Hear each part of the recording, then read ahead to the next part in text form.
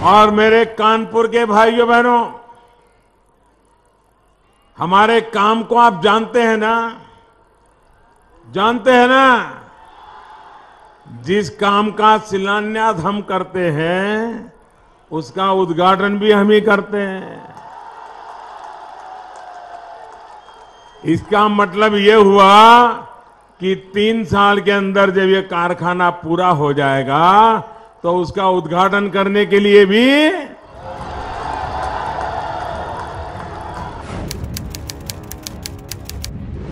मैं पार्टी का काम करता था, तो पूरे देश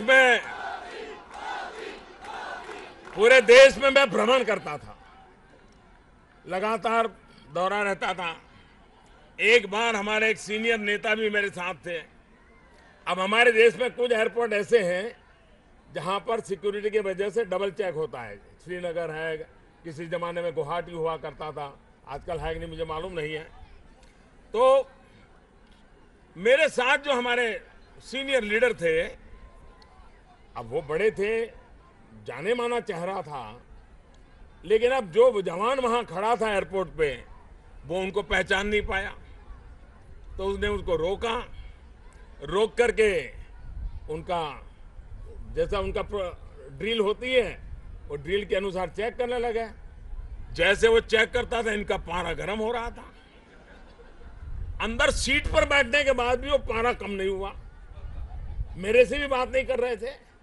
मैं देख रहा था क्या साइकोलॉजी है इनकी। जब अगले जगह पे हमको आ जाना था, तो मैंने कहा आप आगे मत जाइए, मेरे पीछे चलिए, पहले मैं चेकिंग करवाता हूं। और मैंने क्या किया, वहां गया और आपका जवान खड़ा था, वहां हाथ ऊपर करके खड़ा हो गया और मैंने कहा अरे भाई चलो जल्दी आरती उतारो। तो उसने कहा मैं तो आपको पहचानता हूं। मैंने कहा पहचानते हो तो भी आरती नहीं उतारोगे तो जाऊंगा नहीं। आप वो मेटल डिटेक्टर से घुमाते हो ना। जब मैंने उनको कहा कि आप मन में क्यों लेते हो, चेक करो, आप ये सोचो को आपकी आरती उतार रहा है, गर्व कीजिए। ये सुरक्षा के जवानों को सहयोग दीजिए। ये वीआईपी कल्चर सुरक्षा के लिए सबसे बड़ा कभी कभी संकट पैदा हो जाता है। और इसलिए मैं आज इस जगह पे से ये कहने की हिम्मत करता हूं, क्योंकि मैं खुद डिसिप्लिन को फॉलो करने वाला इंसान रहा। पद मेरी डिसिप्लिन में कभी बीच में नहीं आता है और ये हम सब नागरिकों का कर्तव्य होता है।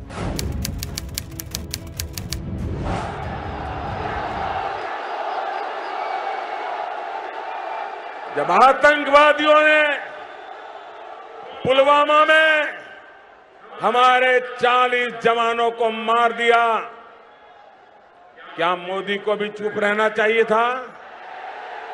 मोदी को सो जाना चाहिए था? मोदी को भी क्या करे, हम देख लेंगे, हम समझेंगे, यही करके चुप रहना चाहिए क्या? अगर पुरानी सरकार जैसा करना है तो आपने मुझे चुन करके बिठाया क्यों है?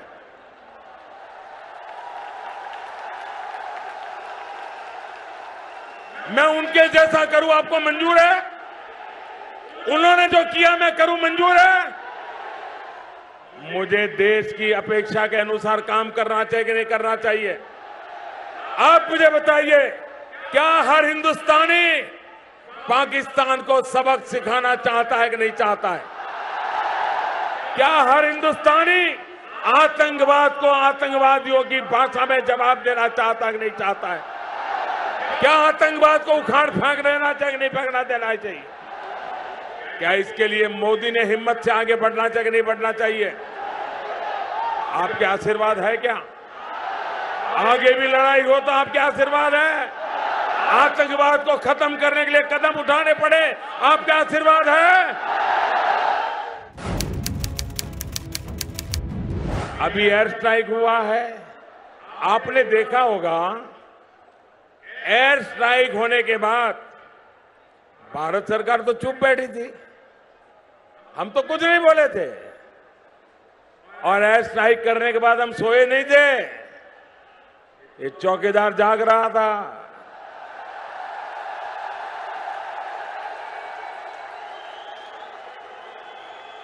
हमने इतना बड़ा पराक्रम किया, उसके बावजूद भी हम चुप थे। हमने क्रेडिट लेने की कोई कोशिश नहीं की। सबसे पहले 5 बजे ट्वीट करके रोने का काम पाकिस्तान ने शुरू किया था। हमने ये पराक्रम किया है, ये सबसे पहले पाकिस्तान ने बताया था। अब मुझे बताइए, क्या पाकिस्तान मूर्ख है क्या, जो ये कहेगा कि मुझे मारा, मुझे मारा, मुझे मारा? वो मूर्ख है क्या? ये हमारे लोग पूछ रहे, अरे मारा है तो सबूत दो, मारा है तो सबूत दो।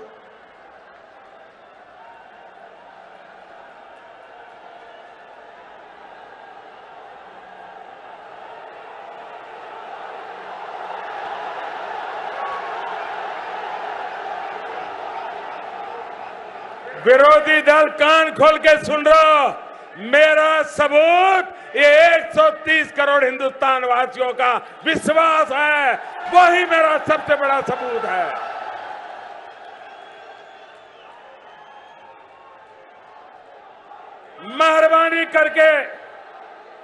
मेहरबानी करके पाकिस्तान को खुश करने वाले खेल बंद करो। हमारे सुरक्षा बलों को पूर्ण स्वतंत्रता दे दी गई है।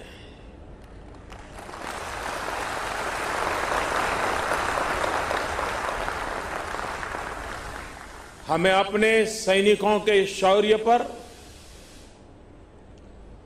उनकी बहादुरी पर पूरा भरोसा है। मुझे पूरा भरोसा है कि देशभक्ति के रंग में रंगे लोग सही जानकारियां भी हमारी एजेंसियों तक पहुंचाएंगे, ताकि आतंक को कुचलने में हमारी लड़ाई और तेज हो सके। मैं आतंकी संगठनों को और उनके सरपरस्तों को कहना चाहता हूं कि वे बहुत बड़ी गलती कर चुके हैं। बहुत बड़ी कीमत उनको चुकानी पड़ेगी।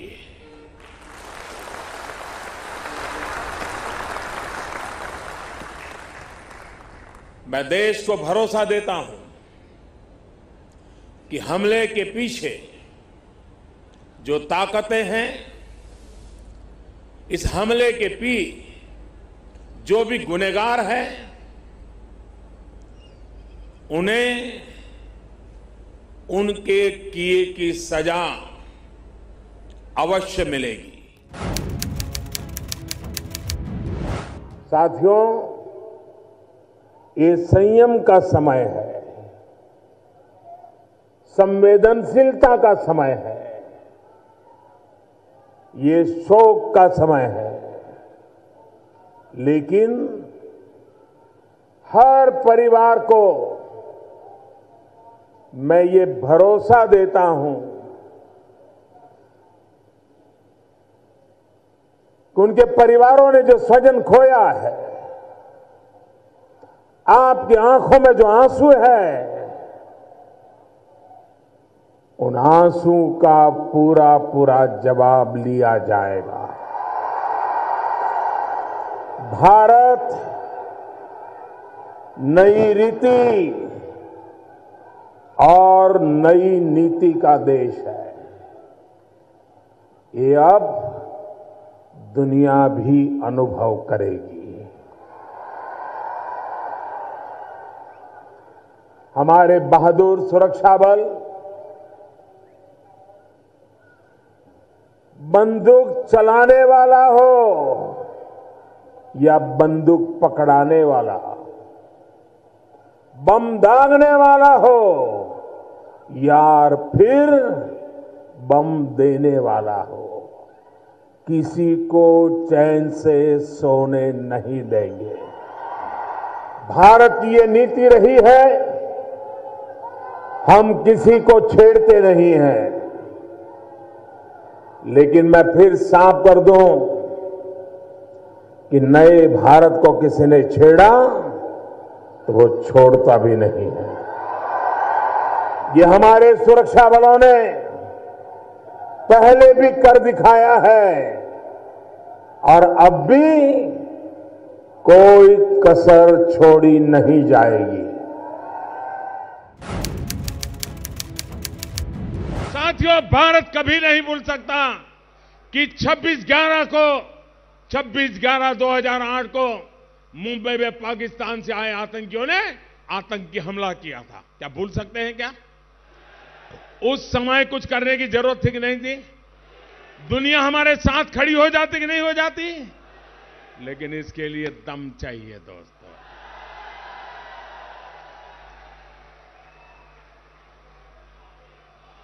सारे सबूत पाकिस्तान में बैठे आतंकियों के प्रूफ मिल रहे थे। सारे प्रूफ उनको गुनहगार सिद्ध कर रहे थे।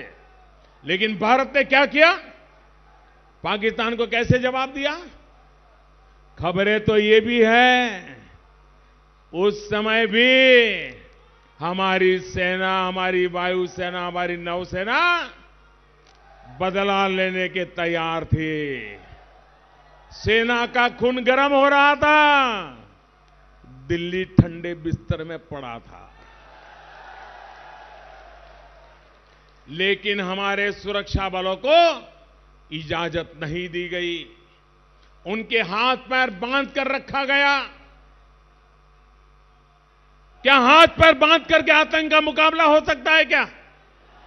सेना के जवानों के बेड़ियां पहन करके हम कहोगे मारो, ये चल सकता है क्या?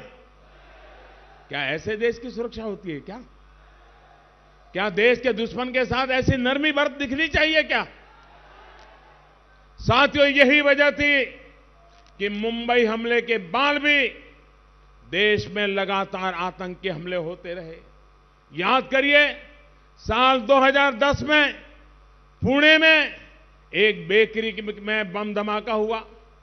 उसी साल वाराणसी में दशाश्वमेध में एक घाट पर बम धमाका हुआ। याद करिए, साल 2011 में मुंबई में फिर आतंकी हमला हुआ। ओपेरा हाउस, जावेरी बाजार, दादर में बम फटे। फिर उसी साल 2011 में दिल्ली हाईकोर्ट के सामने भी बम फटा। इसी तरह साल 2013 में हैदराबाद के भीड़ भाड़ बाजार में बम धमाका हुआ। एक के बाद एक बम धमाके हो रहे थे। सैकड़ों बेकसूर लोग मारे जा रहे थे, सैकड़ों घायल हो रहे थे। इन हमलों के तार भी हर बार सीमा पार जुड़े हुए थे। लेकिन पहले की सरकार ने क्या किया? उन लोगों ने अपनी नीति नहीं बदली, सिर्फ गृह मंत्री बदले। अब नीति बदलनी चाहिए कि गृह मंत्री बदलना चाहिए? साथियों, अगर पहले की सरकार में दमखम दिखाया होता तो आतंकियों को उसी भाषा में जवाब दिया होता जो भाषा वो समझते हैं। तो आज आतंक इतना बड़ा जो नासूर बन गया है वो नहीं बन पाता। सितंबर 2016 में सर्जिकल स्ट्राइक और इस साल फरवरी में एयर स्ट्राइक के बाद आतंक के आंकड़ों को समझ आ गया है कि ये पुराने वाला भारत नहीं है। भाई और बहनों, गरीबों, कामगारों और किसानों के नाम पर योजनाएं तो पहले भी बनती थी, लेकिन वो योजनाएं बिचौलियों तक ही। जब तक बिचौलियों को लाभ न पहुंचे वो आगे जाती ही नहीं थी। अब वक्त बदल चुका है। ये आपका चौकीदार चौकन्ना है। बिचौलियों और भ्रष्टाचारियों की ये सारी बिचौलिया कल्चर को उस पर लगाम लगाई जा रही है। अब सरकार और कामगार के बीच सीधा संवाद हो रहा है। योजनाओं का सीधा लाभ आपके बैंक खाते में जमा हो रहा है। भाइयों और बहनों, आपके इस चौकीदार की यही ईमानदारी बिचौलियों और दलालों के हमदर्दों को जरा परेशान कर रही है। उनकी नींद हराम हो गई है और इसलिए वो जोर जोर से चिल्ला रहे हैं। 5 साल से दुकानें बंद पड़ी हैं, दलाली बंद हो गई है, बिचौलियों की कमाई बंद हो गई है और इसलिए चिल्ला रहे हैं, जोर जोर से चिल्ला रहे हैं, मोदी हटाओ, मोदी हटाओ, मोदी हटाओ, क्योंकि उनका दाना पानी बंद हो गया है। लेकिन आपके आशीर्वाद से करोड़ों लोग आज मुझे सुन रहे हैं। मैं फिर एक बार कहना चाहता हूं, देश के मजदूरों का, देश के गरीबों का, देश की माताओं बहनों का जो सपने लेकर के बैठे हैं, ऐसे युवाओं का मुझ पर आशीर्वाद है और आपके आशीर्वाद से ये चौकीदार अड़ा है, अपने इरादों पर खड़ा भी है। आजादी के बाद के इतिहास की ये पहली योजना है जिसने समाज के उस वर्ग को छुआ है जिसके बारे में कभी सोचा ही नहीं गया, जिनको अपने नसीब पर, अपने भाग्य पर छोड़ दिया गया था। नारे खूब लगाए गए, राजनीति करने में कोई कसर नहीं छोड़ी गई। किसी ने गरीबी हटाने के नारे लगाए, कुछ लोग अपने आप को मजदूरों का मसीहा कहने लगे। इस देश में कई राज्यों में कम्युनिस्टों को सरकार बनाने का मौका मिला, लेकिन उन्होंने कभी असंगठित मजदूरों के लिए ऐसी योजना नहीं बनाई।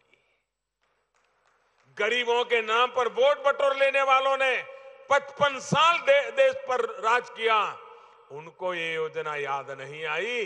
55 महीने में एक चाय वाले के बेटे ने गरीबों की सुनी और योजना बना दी। कारण क्या? ऐसा क्यों नहीं हुआ? कारण साफ है, नियत में खोट। और इसलिए आप सभी के लिए ऐसी पुख्ता योजना लेकर के, ये आपका मजदूर नंबर 1, मैंने लाल किले से कहा था, मैं देश का मजदूर नंबर 1 हूं। साथियों, पहले जिस दल की सरकार थी जिसने दशकों तक देश पर शासन किया, वो जब गरीब को एक मानसिक अवस्था समझे, आप देखिए कैसे नेता है, ऐसे नेता 55 साल राज किया और टीवी इंटरव्यू में कहते हैं, भाषण में कहते हैं, गरीबी बरीबी कुछ नहीं होती है, ये तो एक मानसिक अवस्था होती है। अरे जिनके लिए गरीबी ये सिर्फ फोटो खिंचवाने का खेल होता है, जिसने कभी भूखे पेट रात को सोना पड़े तो कैसे रात कटती है, इसका जिसको पता नहीं है, उसके लिए गरीबी एक मानसिक अवस्था होती है। हमारे लिए तो गरीबी एक बहुत बड़ी चुनौती है। गरीबी से जूझने के लिए पूरा परिवार खप जाता है। और भाइयों बहनों, मैं आज अहमदाबाद की धरती पर आया हूं और सिविल अस्पताल में आया हूं, तो वो दृश्य मैं भूल नहीं सकता हूं। और इसलिए मैं आपको कहना चाहूंगा, 7वें पाताल में होंगे उनको भी मैं छोड़ने वाला नहीं हूं।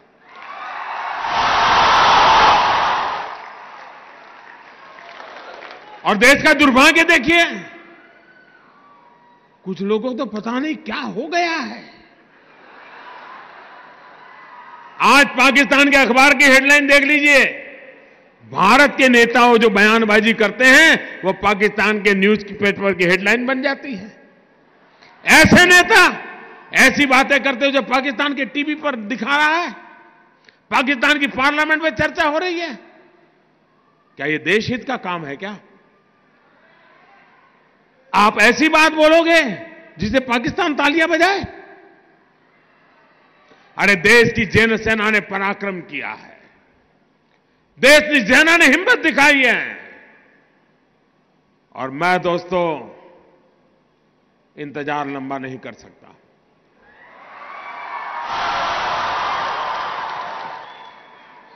चुन चुन करके हिसाब लेना ये मेरी फितरत है।